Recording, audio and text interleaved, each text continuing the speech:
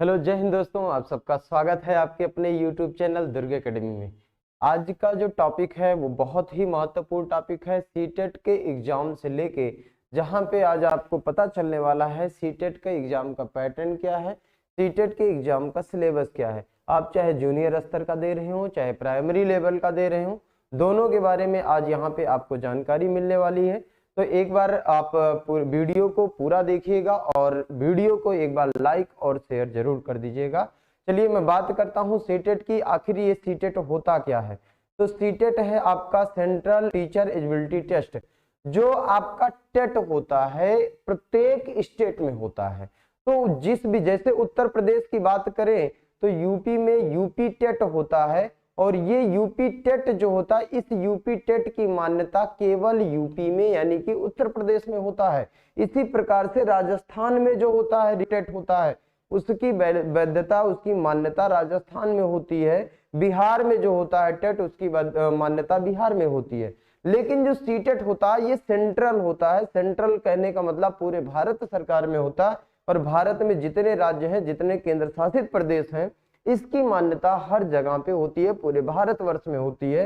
हालांकि कुछ विशेष वैकेंसीज के लिए राज्यों को विशेष अधिकार दिया गया होता है कि वो अपने यहाँ इसको मान्यता दें या सिर्फ टेट को ही मान्यता देते हैं, वो एक अलग विषय है। हालांकि यहाँ हम टेट की बात करने वाले हैं, तो टेट आपका 2 लेवल में कंडक्ट कराया जाता है। ठीक, पहला तो एक तो हो गया प्राथमिक स्तर, जहां पे कक्षा 1 से लेके कक्षा 5 तक के विद्यार्थियों को पढ़ाने के लिए आपकी नियुक्ति होती है। और दूसरा होता है जूनियर स्तर, जहां पे कक्षा 6 से लेके 8 तक के विद्यार्थियों को पढ़ाने की नियुक्ति के लिए आप योग्य होते हैं। क्योंकि ये देखिए, नियुक्ति देने का टेस्ट नहीं होता है, ये एक एलिजिबिलिटी टेस्ट होता है, आपकी योग्यता को पहचानने का टेस्ट होता है। तो प्राथमिक स्तर 1 से 5 तक होता है, कक्षा 1 से 5 तक का योग्यता आपकी पहचाना जाता है। और जूनियर स्तर जो होता है कक्षा 6 से लेके 8 तक के होता है। प्राथमिक स्तर पे जो आपके बीटीसी होते हैं, जो डीएलएड कराता है, उस बीटीसी वाले जो बच्चे डीएलएड किए हैं, जो बच्चे बीटीसी किए हैं, वो आपके कक्षा 1 से लेके कक्षा 5 तक वाले यानी कि प्राथमिक स्तर के सीटेट का फॉर्म भरते हैं और इसका एग्जाम देते हैं। हम यहाँ पे बात करने वाले हैं दोनों के दोनों में, यानी कि प्राथमिक और जूनियर दोनों स्तर के सीटेट के सिलेबस के बारे में। संपूर्ण सिलेबस यहाँ पे आज आपको जानकारी मिलेगी। तो एक बार जो है वीडियो को लाइक और शेयर जरूर कर दीजिएगा। चैनल पे नए बने हो तो चैनल को सब्सक्राइब कर दीजिएगा। यहाँ पे आपको सीटेट, टेट, सीटेट और यूजीसी नेट वगैरह शिक्षण से संबंधित जितनी वैकेंसीज है, सबके संबंधित जो है तैयारी आपकी करवाई जाती है बहुत बेहतरीन ढंग से। तो आप वीडियो को लाइक करने के साथ साथ चैनल को सब्सक्राइब करना बिल्कुल भी मत भूलिएगा। चलिए हम बात करते हैं प्राथमिक स्तर और जूनियर स्तर पर। प्राथमिक स्तर जो बच्चे डीएलएड किए होते हैं, जिसको आप बीटीसी भी कहते थे, हालांकि सरकार ने बीटीसी का नाम ही बदला है दोनों एक ही चीज, चाहे आप डीएलएड कहें चाहे बीटीसी कहें, वो बच्चे आपके प्राथमिक स्तर के फॉर्म डाले हैं। और प्राथमिक जिसे आप प्राइमरी लेवल कहते हैं, उसका फॉर्म डाले हैं और उसका पेपर देंगे। लेकिन जो बच्चे बीएड किए हैं, बीएड वाले बच्चे जूनियर स्तर का फॉर्म डाले हैं और जूनियर स्तर का पेपर देंगे। एक बार चलते हैं हम दोनों का सिलेबस चेक कर लेते हैं। तो ये आपका है प्राइमरी लेवल, यानी कि जिसे हम लेवल 1 कहते हैं। तो प्राइमरी लेवल का सिलेबस क्या है? प्राइमरी लेवल का सिलेबस टोटल आपका 150 प्रश्न होता है, और 150 प्रत्येक प्रश्न 1 नंबर का होता है। ठीक है, तो प्राइमरी लेवल की अगर बात करें तो बाल विकास एवं शिक्षण विधि, अभी मैं बताता हूं आपको कि प्राइमरी और जो द्वितीयक लेवल आप कह सकते हैं, या फिर आप जूनियर लेवल कहिए तो ज्यादा बेटर है। जूनियर लेवल और प्राइमरी लेवल दोनों में क्या क्या सामान्यताएं हैं।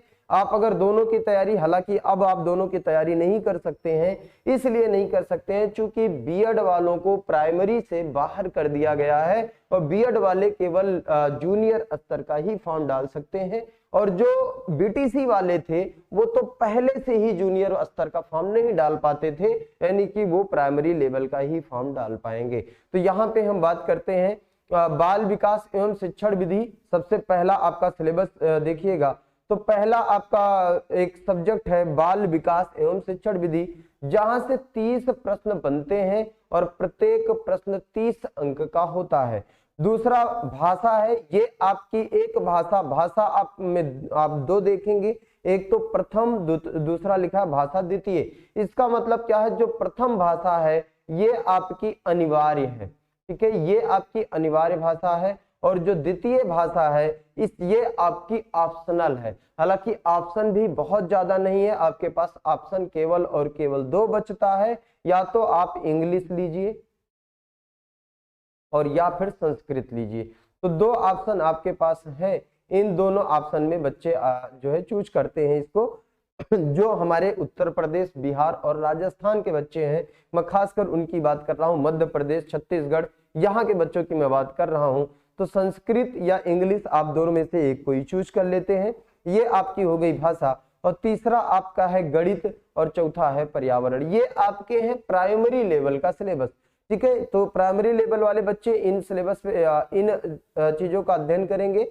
प्रत्येक टॉपिक से प्रश्नों की संख्या 30 होती है और एक प्रश्न 1 अंक का होता है। तो हमारे पास टोटल प्रश्नों की संख्या 150 है और नंबर भी 150 बनता है। सारे के सारे सब्जेक्ट अपने आप में बराबर के वैल्यू रखते हैं।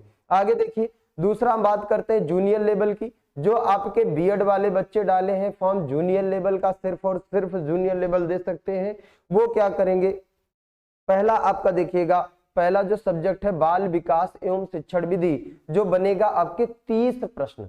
इसमें से 30 प्रश्न बनते हैं, 30 अंक का बनता है। अब देखिएगा यही काम जो है प्राइमरी लेवल में भी है, मैंने वहां नहीं डिफाइन किया था, यहाँ पे जो डिफाइन कर रहा हूं वो आप देखिएगा। बाल विकास एवं शिक्षण विधि प्राइमरी और जूनियर दोनों लेवल में कॉमन है, तो आप इसको एक साथ पढ़ सकते हैं। जहां भी प्राइमरी लेवल का प्रैक्टिस सेट कराया जा रहा हो या जूनियर लेवल का प्रैक्टिस सेट कराया जा रहा हो, जिसमें से सीडीपी जिसे कहते हैं आप, चाइल्ड डेवलपमेंट, यानी कि बाल विकास एवं शिक्षण विधि, ये आप पढ़ सकते हैं, चाहे वो प्राइमरी लेवल का हो चाहे जूनियर लेवल का हो। दूसरी बात करते हैं भाषा प्रथम और भाषा द्वितीय। यहां तक आपकी कॉमन बातें हैं, चाहे वो प्राइमरी लेवल का हो चाहे जूनियर लेवल का हो। तो भाषा प्रथम की बात करें तो इसमें भी 30 प्रश्न बनते हैं, 30 अंक का बनता है। भाषा द्वितीय की बात करें, यहाँ भी 30 प्रश्न बनते, 30 अंक का बनता है। प्रथम भाषा जो होती है आपकी अनिवार्य भाषा कह सकते हैं आप, जो हिंदी होती है, और दूसरी भाषा में आपका ऑप्शनल होता है, यानी कि वैकल्पिक भाषा कह सकते हैं, जिसमें आप संस्कृत या फिर इंग्लिश दोनों में से कोई एक चुन सकते हैं, ठीक है। जो आपकी अच्छी हो, चाहे संस्कृत या इंग्लिश, उसमें दोनों में से कोई एक भाषा आप चुन सकते हैं अपने एग्जाम के लिए ऑप्शनल भाषा में। तीसरा बात करते हैं सामाजिक अध्ययन या सामाजिक विज्ञान। ये मैं बात कर रहा हूं आर्ट साइड के बच्चों के लिए। जो बच्चे ग्रेजुएशन में जिनका बीए रहता है, या ये कहें कि आर्ट साइड से ग्रेजुएशन किए हैं, उन बच्चों के लिए, वो बच्चे अगर बीएड करते हैं तो उनके लिए मैं बात कर रहा हूं कि सामाजिक अध्ययन या सामाजिक विज्ञान के 60 प्रश्न आते हैं और प्रत्येक प्रश्न 1 अंक का होता है। तो 60 प्रश्न 60 अंक के हो गए। इसमें सामाजिक अध्ययन या सामाजिक विज्ञान में इतिहास से क्वेश्चन बनता है, भूगोल से क्वेश्चन बनता है, सामाजिक और राजनीतिक विज्ञान से क्वेश्चन बनता है, और इन सब्जेक्टों से मिलाकर जो क्वेश्चंस की संख्या होती है वो 40 प्रश्न बनते हैं, सॉरी 30 प्रश्न बनते हैं, अच्छा हाँ 40 प्रश्न बनते हैं, ठीक है। यहाँ पे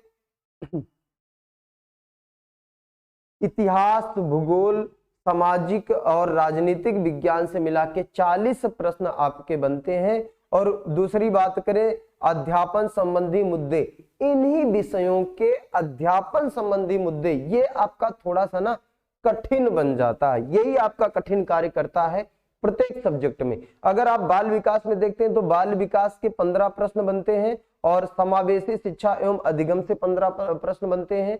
और भाषा में बात करें तो भाषा में बोधगम्यता, गद्यांश या पद्यांश जिसमें आते हैं, ये 15 प्रश्न बनते हैं बोधगम्यता के साथ। और भाषा विकास ये आपका थोड़ा सा इंपॉर्टेंट बन जाता है और महत्वपूर्ण हो जाता है, थोड़ा सा टफ बना देता है आपके सीटेट के एग्जाम को। इसमें से ये भी आपका 15 जो है प्रश्न बनते हैं। यही काम आपके द्वितीय भाषा में भी होता है, उसमें भी 15-15 क्वेश्चन आपके बटे हुए हैं, जो 15 क्वेश्चन गद्यांश ये जिसे आप बोधगम्यता कहते हैं आपके समझ पर होता है, और 15 क्वेश्चन आपके भाषा विकास से संबंधित होता है, जिसमें आपका ग्रामर वगैरह आता है। तो यही बात यहाँ पे भी आपका सामाजिक विज्ञान में भी है कि सामाजिक विज्ञान के सब्जेक्ट से संबंधित 40 क्वेश्चन आते हैं, ठीक है।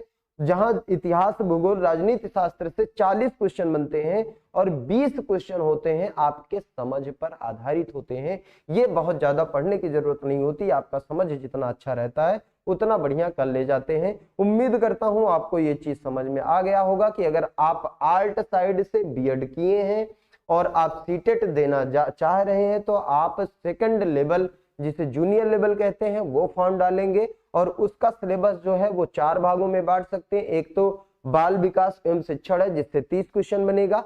भाषा प्रथम जो हिंदी है, वहां से 30 क्वेश्चन बनेगा, जो आपकी अनिवार्य है। भाषा द्वितीय, जिसमें संस्कृत और इंग्लिश आती है, आप दोनों में से कोई एक, चाहे संस्कृत या इंग्लिश, दोनों में से कोई एक चुन सकते हैं, जो कि 30 प्रश्न का होता है। और ये आपका दोनों 30-30 प्रश्न का होता है, चाहे जो चुनेंगे आपको 30 प्रश्न का करना होगा। उसके बाद आता है सामाजिक अध्ययन, जो आपका 60 प्रश्न लेके आता है और 60 अंक का लेके आता है, ठीक है। ये हो गया आपका आर्ट साइड। अगर बच्चा कोई बीएससी किया है तो उसके लिए क्या होगा? बीएससी अगर किया है तो जूनियर लेवल का फॉर्म डाल, बीएससी अगर किया है, बीएससी के बाद बीएड किया है तो वो जूनियर लेवल का फॉर्म डालेगा। उसका सिलेबस क्या है? तो बाल विकास एवं शिक्षण विधि एक समान है, कोई अंतर नहीं है। भाषा प्रथम यानी कि हिंदी भाषा जो आपकी है वो आपकी एकदम एक समान है, जो मैंने अभी बताया। जूनियर लेवल जो आर्ट साइड वाला बताया, जो प्राइमरी लेवल बताया, सब में ये चीजें सेम है।